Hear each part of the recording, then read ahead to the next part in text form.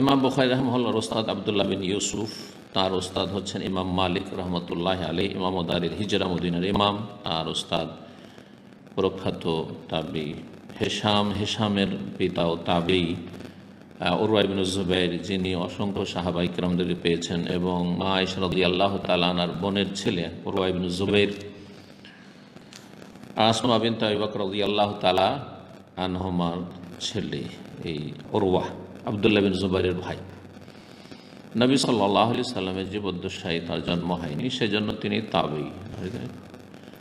তিনি অধিকাংশ হাদিস তার খালা আয়েশা রাদিয়াল্লাহু তাআলা উম্মুল মুমিনিন থেকে বর্ণনা করেছেন।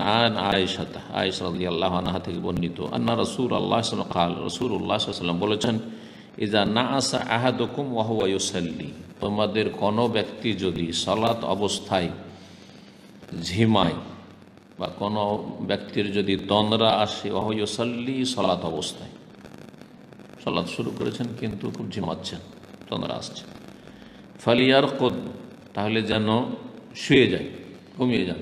রাকাদা ইয়ারকুদ, রুকুদ মানে নও, ঘুমিয়ে যাও। হাত্তা ইয়াযহাবা আনহুন নাওম, কতক্ষণ ঘুমাও? যতক্ষণ পর্যন্ত তোমার ঘুমের যে চাপ সেটা চলে না যায়, ঘুমের চাপ চলে যাওয়া পর্যন্ত ঘুমাও। ফাইন্না আহাদাকুম ইযা সাল্লা, কারণটা কি? যে খুব ঘুম চাপছে, ওই অবস্থায় সালাত পড়তে রাসূলুল্লাহ নিষেধ করেছেন। সালাত সেই সময় না পড়ে ঘুমিয়ে পড়া। এখন এই সালাত ফরজ সালাত না নফল সালাত বোঝানো হয়েছে, আর সেই ঘুমের চাপটা কি ধরনের, এসব বিস্তারিত আলোচনা সাপেক্ষ, আলোচনার প্রয়োজন রাখে। কেন, কারণটা কি? ঘুম চাপলে ঘুমিয়ে যান, সালাত পড়িয়ে না ঘুমের চাপ থাকা অবস্থায়। ফাইন্না আহাদাকুম, কারণ হচ্ছে যে তোমাদের কোনো ব্যক্তি যা সাল্লাহ নাইস, ঝিমানো অবস্থায় যদি সালাত আদায় করে, ঘুম চাপছে, তন্দ্রা আসছে তো, আর যদি ওই অবস্থায় সালাত আদায় করতে থাকে, লা ইয়াদরি, সে জানে না, ঘুমের যদি চাপটা প্রকোপ খুব বেশি থাকে, খুব চাপ থাকে, জানে না, টেরি পাবে না, লাআল্লাহু ইস্তাগফির, হয়তো সে আল্লাহর কাছে ক্ষমা চাইছে, মানে তার মনটা চাইছে আমি আল্লাহর কাছে দোয়া করছি, কল্যাণমূলক কিছু চাইছি, সেটা আল্লাহর কাছে ক্ষমা চাওয়াই হোক, ইস্তিগফারই হোক, অথবা এই রকম যে কোনো কল্যাণমূলক ভালো কিছু চাইছে, অথবা মন্দ অনিষ্ট থেকে আশ্রয় চাইছে, তার উদ্দেশ্যটা কিন্তু এটা। কিন্তু যেহেতু সে বেখেয়াল হয়ে যাচ্ছে ঘুমের চাপের কারণে, ফায়াসুব্বা নাফসা, কিন্তু সে আল্লাহর কাছে ক্ষমা না চেয়ে, রহমত না চেয়ে, এসে নিজেকে গালমন্দ করছে, বা নিজেকে ভর্ৎসনা করছে, বা নিজেকে অভিশাপ দিচ্ছে, বদদোয়া করছে। এখানে সাব্বুন নাফস মানে বদদোয়া দিচ্ছে সহজ ভাষায়। হয়তো সে আল্লাহর কাছে ক্ষমা না চেয়ে নিজেকে বদদোয়া দিচ্ছে, আল্লাহ তুমি আমাকে ক্ষমা করিও না। এটা তো হইতে পারে, হুঁশ নেই, কি বলছে তার জানে না। কারণ মানুষ যখন ঘুমের চাপে থাকে আর হুঁশ থাকে না, তখন কি বলতে কি বলে বোঝা যায় না। অনেক সময় গাল দেয়, অনেকে ঘুমের অবস্থায় তাকে কিছু বলেন তো গালাগালি করছে, ভাষা খারাপ গালাগালি করছে। ভালো মানুষ অনেকে ঘুমের অবস্থায় কোরআন তেলাওয়াত করছে, দিনে যা করেছে তাই বলছে, জি, দিনে ঝগড়া করেছে, ওইগুলোই তর্ক করছে, ঘুমের অবস্থায় মনে হচ্ছে, করে না। তো ঘুমের অবস্থায় সালাত পড়বে না কেন? কারণ তার নিয়ত হয়তো, আর সালাত পড়তে শুরু করেছে এই জন্য যে আল্লাহর কাছে ক্ষমা পাবো, ক্ষমা চাইবো, আল্লাহর কাছে রহমত চাইবো, কিন্তু রহমত না আছে, আল্লাহর জহমত চাইছে, আযাব চাইছে, সে নিজেকে অভিশাপ দিচ্ছে, লানত করছে, এটা তো হতে পারে। আরেকটি হাদিস আছে, পড়িনি, তারপর বিস্তারিত আলোচনা করব, যেটি ইঙ্গিত করেছি। 213 নম্বর হাদিস, সাহাবী বর্ণনাকারী হচ্ছেন আনাস রাদিয়াল্লাহু তাআলা আনহু, নবী সাল্লাল্লাহু আলাইহি ওয়াসাল্লাম, তিনি নবী সাল্লাল্লাহু আলাইহি ওয়াসাল্লাম থেকে বর্ণনা করেছেন, ইজা নাআসা ফিস সালাতি, কোনো ব্যক্তি যখন সালাতে ঝিমাবে বা কোনো ব্যক্তির তন্দ্রা আসবে, ফালিয়ানাম, তখন সে যেন ঘুমিয়ে যায়। নামায়ানামু থেকে ঘুমিয়ে যায়, ফালিয়ানাম আমর গায়েবের সেগা, যেন ঘুমিয়ে যায়। হাত্তা ইয়ালাম মা ইয়াকরা, যতক্ষণ পর্যন্ত যা সে পাঠ করছে, সূরা দোয়া উপলব্ধি না করে, উপলব্ধি করা পর্যন্ত সে যেন ঘুমিয়ে যায়। কি পড়ছে সে যেন বুঝতে পারে, বুঝে সুঝে পড়ছে, এইরকম অবস্থা হওয়া পর্যন্ত যেন ঘুমিয়ে যায়। এই ছিল দুটো হাদিসের বিষয়বস্তু এক, যে ঘুমের চাপ থাকলে সালাত পড়তে হবে না, কি করতে হবে? ঘুমিয়ে যেতে হবে। প্রথম কথা বলবো যে এই হাদিসগুলি মূলত রাতের সালাতের সাথে সম্পর্কিত, অর্থাৎ তাহাজ্জুদের সালাতের সাথে সম্পর্কিত, কিয়ামুল লাইলের সাথে সম্পর্কিত। কারণ আল্লাহ রাব্বুল আলামিন ঘুমের জন্য রাতকে বিশেষভাবে সৃষ্টি করেছেন। ওয়াজআলনা নওমাকুম সুবাতা ওয়াজআলনা লাইলা লিবাসা, রাতকে তোমাদের জন্য আবরণ করেছেন। আরাম সে দুনিয়া অন্ধকার হয়ে আসলো, এখন কাজকর্ম করতে অত ভালো লাগবে না যত ভালো লাগবে ঘুমাতে। দিনে আলো হয়ে গেছে, জোনাক হয়ে গেছে, সুতরাং কাজকর্ম করতেই ভালো লাগবে, ঘুমাতে ভালো লাগবে না। এবং ঘুম সেটা অত উপকারীও না শরীর স্বাস্থ্যের জন্য, এটা সবার জানা। তো যেহেতু ঘুমের সম্পর্ক হচ্ছে রাতের সাথে, সুতরাং এই ঘুমের চাপ থাকলে ঘুমিয়ে যাও, সালাত পড়িও না, এই মাসালার বা এই হাদিসের সম্পর্ক হচ্ছে তাহাজ্জুদের সাথে, কিয়ামুল লাইলের সাথে। আর কিয়ামুল লাইল ফরজ নয়, তাহাজ্জুদ মনটা চাইছে তাহাজ্জুদ পড়বো, আর তাহাজ্জুদ পড়া শুরু করেছেন, কিন্তু ঘুম এত চাপছে যে আপনি কিছু বুঝতে পারছেন না কি পড়ছেন না পড়ছেন, বুঝতে পারছেন না। তাহলে ছেড়ে দেন, তাহাজ্জুদ পড়িয়েন না, শুয়ে যান যতক্ষণ পর্যন্ত ঘুম পোড়া না হচ্ছে। ঘুম পোড়া হওয়ার পরে ফজর আগে অবশ্যই উঠতে হবে, ঘুম পোড়া হোক আর না হোক, এই নয় যে ফরজ ছেড়ে দিয়ে ঘুমিয়ে থাকবে। ঘুমের যদি চাপ থাকে, যেই চাপে খুব ভালো করে খুশু হচ্ছে না, আসল উদ্দেশ্য কি সালাত পড়ার? খুশু, বিনয়ী হয়, একাগ্রতা। খুশু হচ্ছে সালাতের ইবাদতের রূহ, আত্মা। শরীরে যদি যতই সুন্দর শরীর হোক না কেন, যতই স্মার্ট মানুষ হোক না কেন, আর যতই বড় আলেম হোক, আর যতই বড় স্কলার হোক, আর যতই বড় বিদ্বান পণ্ডিত হোক দুনিয়ার ক্ষেত্রে, দিনের ক্ষেত্রে, কিন্তু যদি শরীর রূহ না থাকে তো 4 পয়সা মূল্য নেই। তাড়াতাড়ি করে দাফন করো।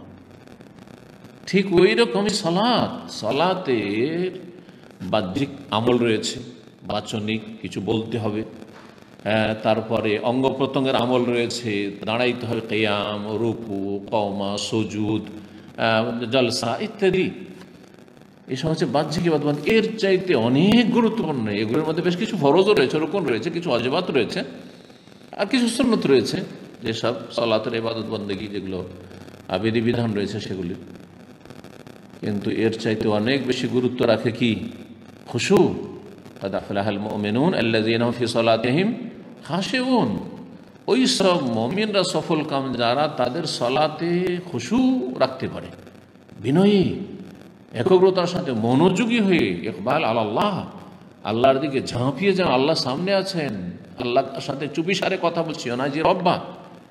এই কোয়ালিটির ইবাদত বন্দি করতে হবে, সালাত পড়তে হবে। তো সালাতের আসল রূহ, আত্মা হচ্ছে খুশু। আর এই খুশু থাকবে না, ঘুমের চাপ থাকলে খুশু থাকবে না। আর সালাত হচ্ছে সুন্নাত, সুতরাং আপনি এরকম কেন চেষ্টা করবেন যেই সালাতের কোনো ফায়দাই নেই? সালাত পড়ছেন আর ঘুমের চাপ, কোনো ফায়দা নেই, সুন্নাত ছেড়ে দেন। এখন তার চাইতে জরুরি আপনি এখন ঘুমিয়ে নেন, না হলে ফজরটা ঠিক করে পড়তে পারবেন না আপনি। জি, এটা হচ্ছে তাহলে মূল বিষয়। কেউ কেউ এটাকে আম করেছেন, ফরজ সালাত হোক অথবা সুন্নত সালাত হোক, যখন ঘুম চাপছে তখন আর সালাত পড়িও না, তখন সালাতটা আপাতত রেখে দাও, পরে পড়িও, ঘুমিয়ে যাও। যদি এই ব্যাখ্যা নেওয়া হয় তাহলে একটা আর অতিরিক্ত সেখানে ব্যাখ্যা সংযোজন করতে হবে। সেটা হচ্ছে যে যখন ঘুমের চাপটা অত্যন্ত বেশি থাকে, হালকা ঘুম না, শুধু আপনার তন্দ্রা আসছে এমন নয়, হালকা ঘুম আসছে কিন্তু সালাতটা আপনি পড়ে নিতে পারবেন। আর জোহরের সময় হালকা ঘুম আসতে পারে, আসরের সময় আসতে পারে, জোহর আসর মাঝখানে ঘুম আসতে পারে ক্লান্তির কারণে, মাগরিবের সাথে অনেকের ঘুম চলে আসতে পারে। তাই বলে কি এসা সালাত পড়তে গেছে, মাগরিব সালাত পড়তে গেছে, ডিউটি করে এসে আর খুব ঘুম চাপছে, তখন সে সালাত বাদ দিয়েছে, জামাত বাদ দিয়ে, সালাত বাদ দিয়ে, ফরজ বাদ দিয়ে ঘুমিয়ে পড়বে না, মোটেই না। তাহলে এই ক্ষেত্রে বলতে হবে, যারা আম বলেছেন এটা নেওয়া যেতে পারে এইরকমভাবে যে যদি ঘুমের চাপটা এত বেশি, খুব বেশি ক্লান্ত, এরকম ক্লান্তি মাঝে মাঝে হয়, অনেক হার্ড জার্নি করে এসছেন, কষ্টের কাজ করে এসছেন। আমরা এক যুগে হজ করেছি, যখন আপনার মসজিদে খাইফে পড়ে থেকে হজ করতে হতো, তখন এই খেমা টেমার এত সুন্দর বন্দোবস্ত ছিল না। সাধারণ মানুষরা ওই রাস্তাঘাটে পড়ে থেকে হজ করে চলে আসতো। হ্যাঁ, ওই ব্রিজের নিচে, কেউ ওই টিন শেড যে রয়েছে তার নিচে, কেউ রাস্তাঘাটে যেখানে সেখানে কত কষ্ট করত। আর আমরা এক তো মদিনা ইউনিভার্সিটির ছাত্র, তারপরে আপনার জোয়ান মানুষ, যুবক মানুষ, আমরা জানতাম যে কোথায় গেলে একটু বেশি আরাম হয় তুলনামূলক। তো আমরা মসজিদে খাইবে ঢুকে যেতাম। মসজিদে আগে থেকে জায়গা নিয়ে 4-5 জন আছি, জায়গা দখল করে নিয়েছি, পাটি বিছি, ফোল্ড করা পাটি, এগুলো করেছি।